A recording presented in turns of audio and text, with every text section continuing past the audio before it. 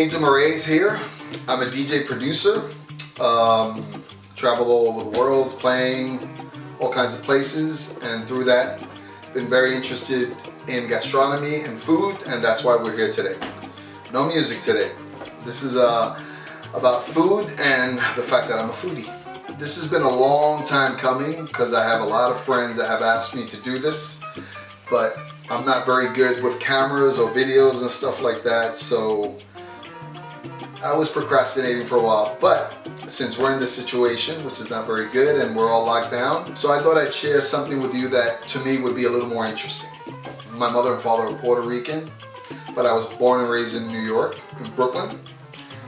And food was always, food is a very important part of Latin culture, whether it be Puerto Rican, anywhere from Latin America, the Caribbean, whether you're Italian, you're French, Spanish, Portuguese. I mean, food is like the epicenter of our culture. So, through my travels, I've picked up a lot. I mean, I was very interested. My mom is an amazing cook, and a lot of people in my family. So I got interested in food and the science of it, because that's really what it is. You know, it's the way ingredients work together, and chemistry, and the way you bring them together. That's very important. And I got very interested in that at a young age. And then as the whole Angel Moraes thing started to happen and I started traveling, it opened up like a whole new world for me, because Puerto Rican cuisine is amazing. It's very, very savory, very tasty. But you're at home, as well as when I would go to the island, you know, the choices are very limited, I find. You know, there is variety, but it's always down to max 15, 20 plates. So as I started traveling, it just opened my world. Not only to food, but to wine, which as a young kid from Brooklyn, from a Puerto Rican family with very limited means, you know, there was no such thing as any type of education for wine. So that was something that I had to really do on my own. And when I started traveling, you know, I started meeting all kinds of people, wine connoisseurs, wine sommeliers. And as I would go to each country, whether it be Spain, Portugal, Italy, France, which those 4 countries I can honestly say are my favorite foods, I started learning so much about how, you know, the chemistry of food, how food works with wine. I've learned an insane amount of all kinds of details about wine, and how wine is very much alive, and how it can make or break your experience with food. But we'll get into all that later. Okay, so today we're making arroz blanco, well, arroz blanco y arroz amarillo, which is white rice and also yellow rice, with black beans and some seared pork chops. The reason why I chose this dish is because it's very dear to my heart and it's traditional to my culture. We're going to get into a whole bunch of other things, but this is what we're doing today, and the first few shows I'd like to do this type of food because this is what I grew up with. Okay, so first, the white rice. The white rice, I'm going to make it in a rice cooker. And I know that there's some purists out there, there's some traditionalists that is probably going to say, ¿qué hace este? Which in English means, what the hell is he doing? But it comes out amazing, and it's half the time. Okay, so I'm going to walk you through those quantities in a minute. And then we have here 3 cups of rice, which I'm going to clean. I'm going to soak in water and kind of rinse a few times, because that's the trick to yellow rice. You know, and not very many people know this, but you want to try to get rid of all the starch, because you don't want your rice to taste starchy. Okay, then we have our sofrito back here, which I'll walk you through that in a minute. We have some onions. We have a couple of pieces of smoked ham. Now this is a very important part of Caribbean cuisine, because it's basically a pork shoulder, and it's smoked. So some people call it a ham hock. In Spanish it's called, in our culture it's called jamón de cocinar. In Spain they call it lazón. Don't ask me why. Anyway, so this is very important because this gives flavor to the oil. And if you want your yellow rice to be really tasty, You have to flavor the oil. I can't even specify that strongly enough.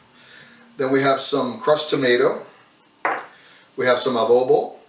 This you can find at any ethnic Latin grocery store, or like they say in New York, una bodega. We have sazon con azafran, or you can use con achote. We have black beans. This is a 19-ounce can, and it should be enough for 3 or 4 people, depending how much of a greedy slob you are, which I am. We have some oregano leaves. We have some bay leaves. We have cumin. We have olive oil and regular vegetable oil. And of course we have our beautiful pork chops. And that's about it. When we come back, I'm going to put it all together and you'll see the process. Okay, any respectable Puerto Rican or Dominican or Cubano, or even in Spain, they'll tell you that a key base ingredient to most of our cooking is el sofrito. What does that mean? El sofrito is basically, for us, for Puerto Ricans, is basically coriander, fresh coriander, and everything's fresh. Fresh coriander, onions, garlic. Some people put pepper in it, red or green, and some people put ajíes, which I really don't know what they're called in English, but there's these little peppers. They put that, and also they put culantro, which is, it's like coriander. It's a little more pungent, and it's a long leaf. It's found very much in the Caribbean and in Asia. Me, I like to make my sofrito very simple. Why? Because I never know what I'm going to use it for from one dish to the next. So if I'm going to use it for, let's say, un pollo guisado, which is a Puerto Rican stewed chicken, I don't want to have peppers in it. So I basically make a base. So this base is basically coriander, onion, and garlic. And then I put about a teaspoon of this in it, adobo. Why? Because that preserves it. And this, you put it in the fridge and something like this, if you have around, make sure it's airtight. It'll last you probably for up to 3 weeks or a month and still be usable. Some people, what they do is that they freeze it. They put it into ice cubes and they freeze it, which is okay as well. And then, and with that, we're going to get started. We're going to cook. Hey guys, so welcome back. So the first thing we're going to do is we're going to put the white rice on into the rice cooker, so this way we can put it in there and just let it go. We don't even have to worry about it. So basically, as I showed you guys before, this is 2.5 cups of white rice. So basically, we're going to take some vegetable oil and we're going to use this spoon. And we're going to fill this spoon up to the top, throw it in there. And then we're going to take our salt and we're going to put about half a teaspoon. You can put more if you like or less, it's up to you. Put it in there and move this around. Alright, move it around so it's nice and coated, so all the rice is coated with the oil. Then what you're going to do is fill it with water, and it's going to be about, probably about 2 cups of water, maybe a little more. It's just, imagine about 1/2 inch, 3/4 of an inch above the rice. And you're going to move it around so everything is nice. Let's throw maybe a little more in there. So everything is nice and even and coated. Then you're going to put this out. Oh, I still got some salt on the spoon. Alright, get all that salt off that spoon. Now notice how I didn't wash the rice, because white rice, the starchiness gives it a good taste. So then you're going to put this in the rice cooker. You're going to close it.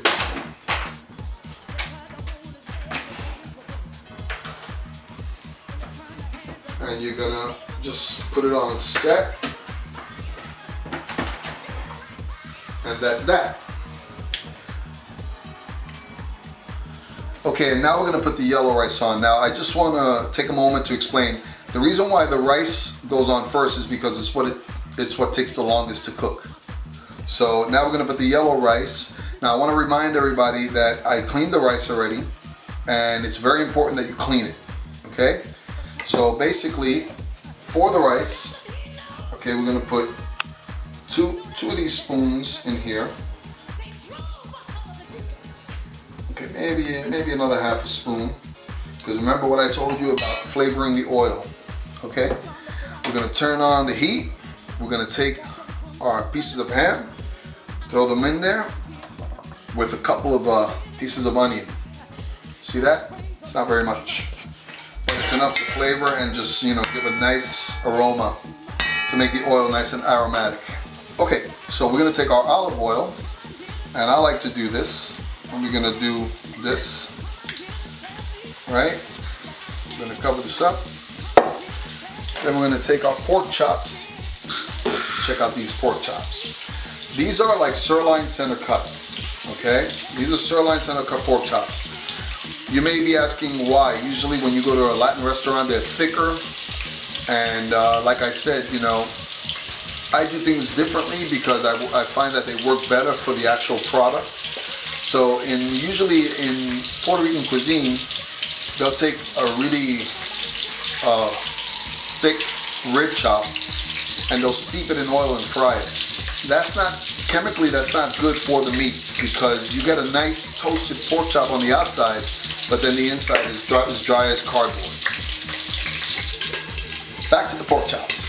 So what I like to do is I like to use these cuts because first of all, if you notice, the meat is a little darker, okay, which means, you know, it's close to the bone and it has more flavor. And you see how it's not that thick? So you can sear these and get them like seared to perfection. So what I like to do is coat them with a bit of olive oil, okay, and you're gonna strain them like that as much as possible and put them back on the plate. Okay, so now what we're gonna do is we're gonna add our sofrito. So basically it's about a couple of big spoons like this. Notice how that fries up in there. Oh guys, if you can smell this, woo! So you're gonna fry that up until the sofrito like kind of lets go a bit of the water, you know, and then you're gonna throw a bit of tomato sauce and you're gonna throw your rice in. Okay, and also I forgot to mention cumin. I don't know if I mentioned it before, but anyway.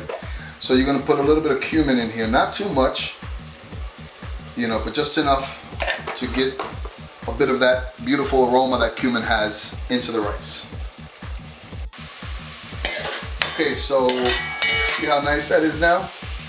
So now you're gonna put in maybe like a half of this spoon of tomato sauce, of crushed tomato. And maybe just a little more. I want you guys to see, because it's a lot easier to see. I've actually told tons of friends of mine to record me when I'm cooking, and not one has paid attention. Pendejos! So now you're gonna throw in the rice. Yeah, we can go ahead and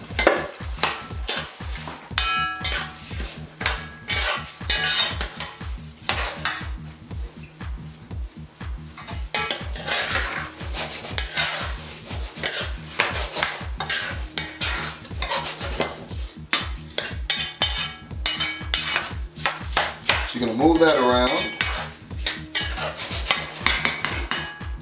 and you're gonna sweat that out a little bit. We're gonna add, I don't know if I mentioned the sazon before. Yes, I did. We're gonna add the sazon on top.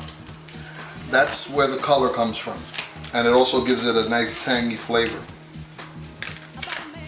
We gotta add 2 because these things are not as full as they used to be. Okay, we're looking good. We'll see you back here in a few minutes.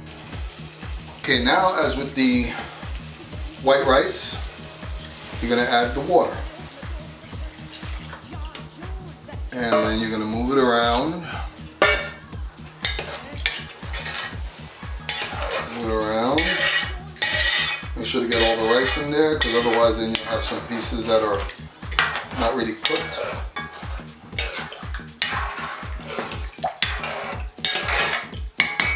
So I need a bit more water, and I'll tell you more or less exactly how much water in a second. And remember, you can always add some water later if you feel like it's a little dry or whatever. Now what I'm going to do is I'm going to add another little envelope of sazon just to give it a richer color. Now one thing is very important, do not salt until the end because sazon has salt. So if you salt it to taste before and then you put sazon in, it's going to be too salty. So I just added like maybe a half a teaspoon of salt just to taste. But again, you may not want that, you know, so after you do the basics, like when you get to this point, you basically gotta use your own discretion with the salt. Now from start to this point, I started on high heat to fry the stuff, okay?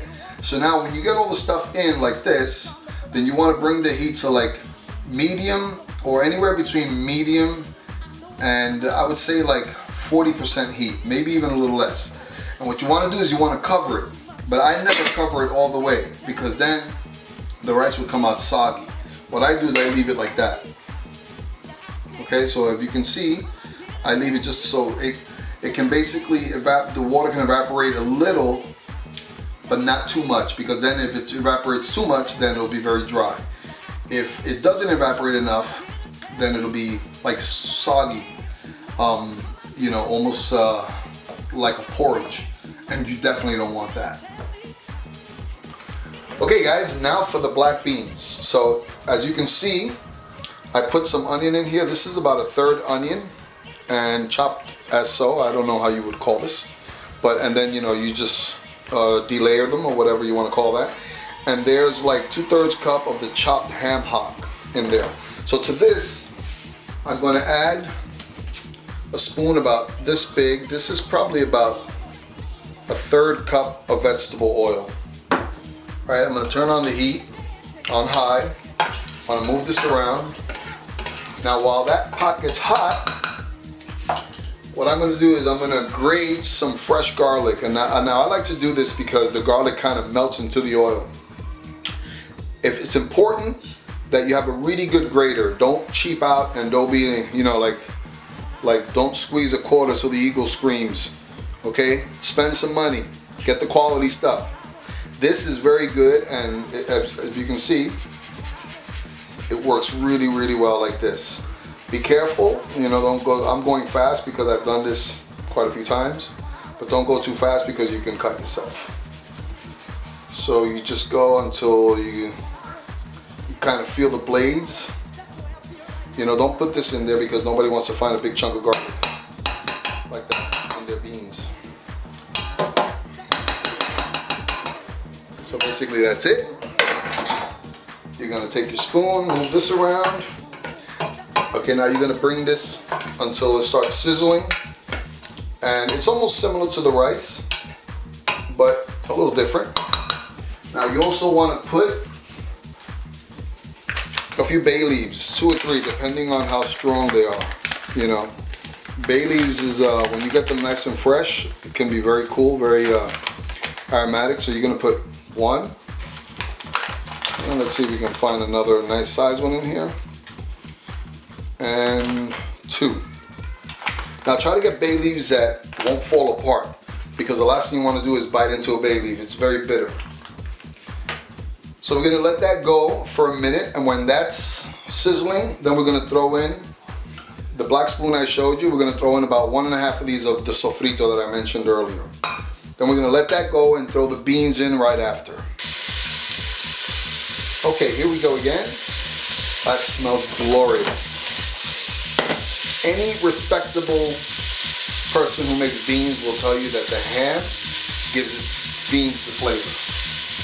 So I'm going to go ahead now and throw in a spoon and a half. Woo, guys, if you can smell this.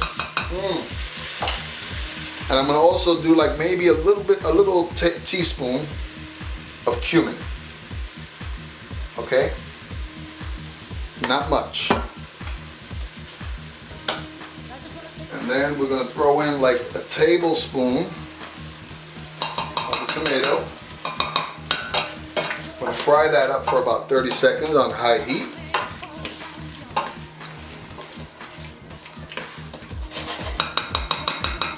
Let it fry up. Pinch of black pepper. So now we're going to go ahead and throw in our beans. Okay. Black beans tend to be a little denser in weight, so sometimes they tend to stick to the bottom of the can. So basically you have to put water in this anyway. So what I like to do is I like to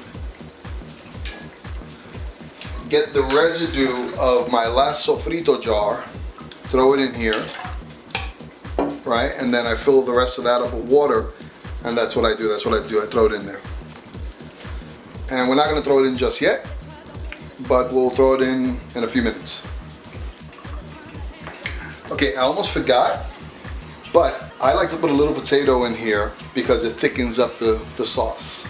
So basically, if you're experienced, you can cut the potato like this. If not, just use the cutting board.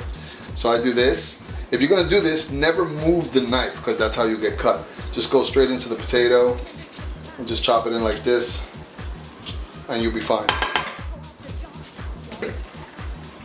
Okay, now, remember the can of beans? It's with water, almost full, you know, depending on how hungry you are and how long you wanna wait for the food. But it's basically until the potatoes are done, and then you're gonna kind of mash it, which I'll show you in a minute. Okay, so basically the beans are on. You know, I haven't put any salt in yet because the ham has salt, so you gotta remember that. So, but we'll taste them in a little while. What I'm gonna do is I'm gonna bring them to medium heat now, and kind of like simmer them slowly, maybe a medium high heat, because the folks in this house are salivating, they're hungry. Okay, and the rice. Oh yeah. Ooh.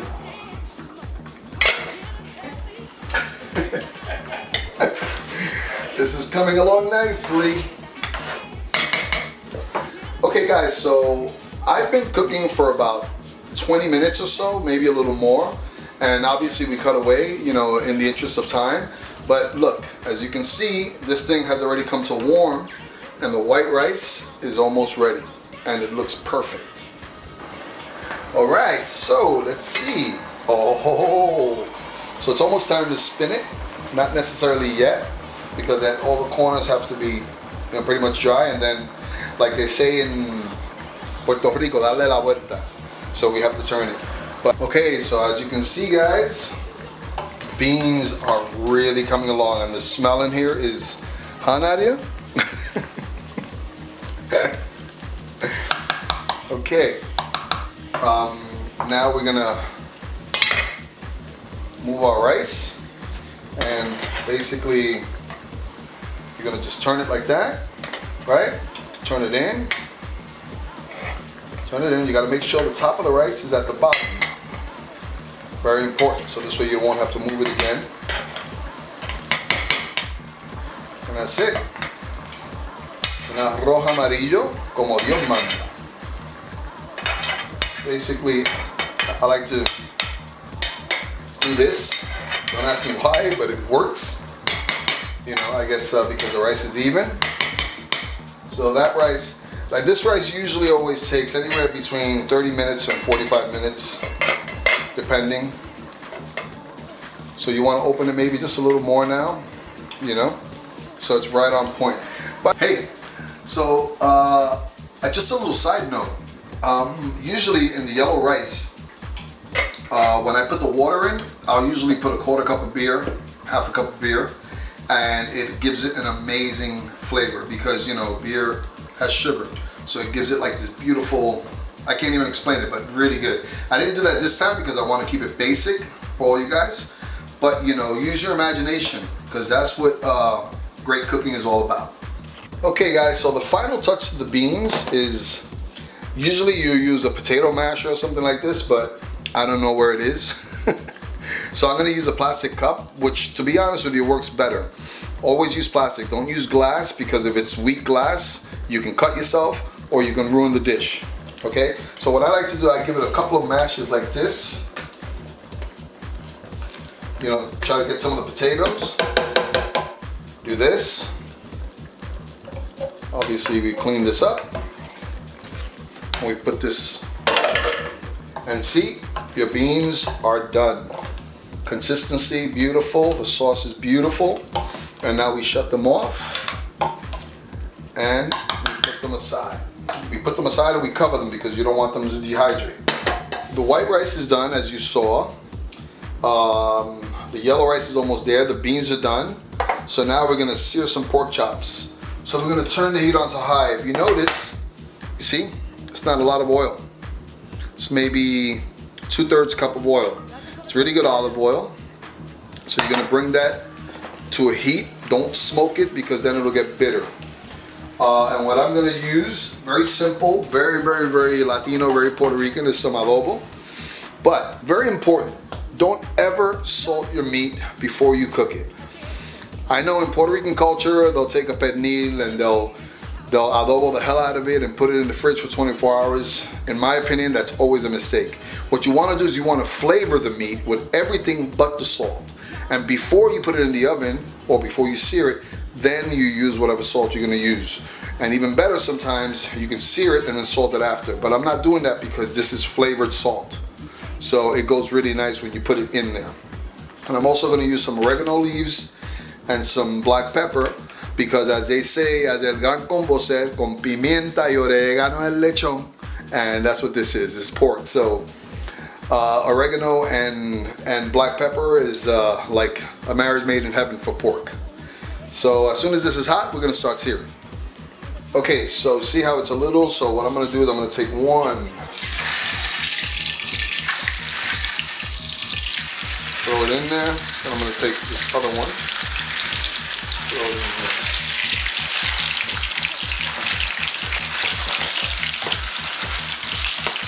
Now what you wanna do is use a medium, oh, I forgot the name of it. Tongue. Yeah, tongue. Medium, because if it's too long, then you can't work, and if it's too short, then you can burn yourself. So what you want to do is, you want to sprinkle this, not too much, because remember, this has salt in it. You want to sprinkle them and then turn them immediately. Right? Do the same thing on this side. Then we're going to take our black pepper. Then we're going to take our oregano. And that's that. And we're going to leave it just like that. We're going to cover it because it'll cook a lot faster. And we're also going to turn on the hood so we don't smoke up the whole house. Okay, just a quick note. The reason why I turned them over immediately is so they don't curl up. See how they remain nice and flat? This is something that I've learned over the years, you know, just with the chemistry of meat, the composition of meat. You know, there's many ways to do this, but I find that this is the most efficient way, and they cook very evenly. Like, you, not only do you get the edges seared, but the whole piece of meat, you know, is nice and seared, and it stays very juicy. And we all love a juicy piece of meat, don't we? So check it out, guys. Chuletas salteadas. Means seared pork chops. See how they're nice and juicy? They still have all their juices. This has maybe another minute and a half to go, and then we're ready to plate. Okay, guys. So here you have it. This is the yellow rice with the pork chop, and I'll be back, and I'm gonna set the other plate with the white rice and the pork chop, and then the beans in between. Okay, guys, and here's the white rice with the pork chop. See how beautifully seared that pork chop is? Okay, guys, so there you have it. We have our frijoles negros, or habichuelas negras, however you want to call it. We have our yellow rice with the seared pork chop, or our white rice with the seared pork chop. And I'm gonna have a bite. Thank you for watching. I hope you enjoy it. Follow the recipe, and you will be happy.